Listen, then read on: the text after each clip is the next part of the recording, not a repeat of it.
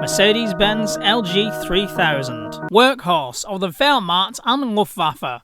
Daimler-Benz, being one of the largest German automotive manufacturers in the pre-war years, was not happy at not being invited to compete in the 1926 Reichswehr competition for a 3-axle truck in the 3-ton class. Their own pride and a belief in their own abilities made them decide to develop a new truck in the class independently of the competition. The lorry they came up with was, as per the Reichswehr's requirements and specifications, a 3-axle 2x4 configuration, a 3-ton design that they gave the designation of Mercedes-Benz LG63. Development began in 1934, and they even managed to produce the first 3 prototypes the same year, with a further 7 prototypes the following year. Once the Nazis took over Germany, it was not long until they started a major program of rearmament, and as such the number of lorries required in the 3-ton class increased exponentially. The demands became more than the original contracted companies could supply, but to look for additional sources of supply, and it didn't take long for Mercedes to take advantage of this situation and offer their other type. In either type, LG63, the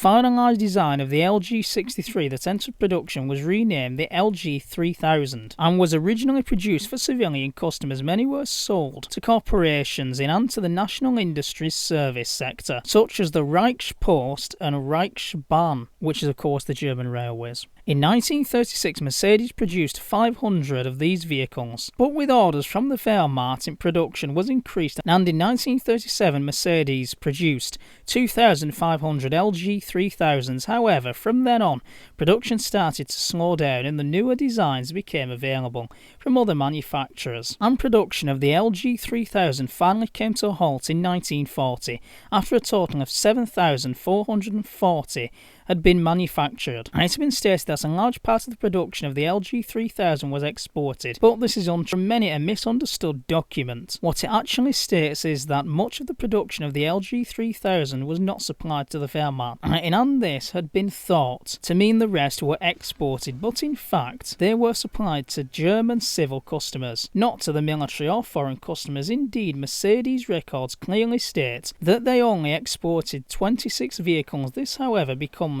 accurate in as with the invasion of Poland. A large population of the lorries supplied to civilian customers were requisitioned by the German armed forces, with the Luftwaffe being the recipient of the bulk of these requisitioned vehicles. And lastly, as with most other German truck manufacturers, the LG3000 was offered in many different forms, and the chassis were supplied with many different body types, from the common wood load bed with an open top to a communications vehicle fitted with sophisticated electronic equipment housed in a cabin, replacing the normal cargo bed. Engine power and displacement: Daimler-Benz OM67 diesel 95 horsepower, 7,413 cc's.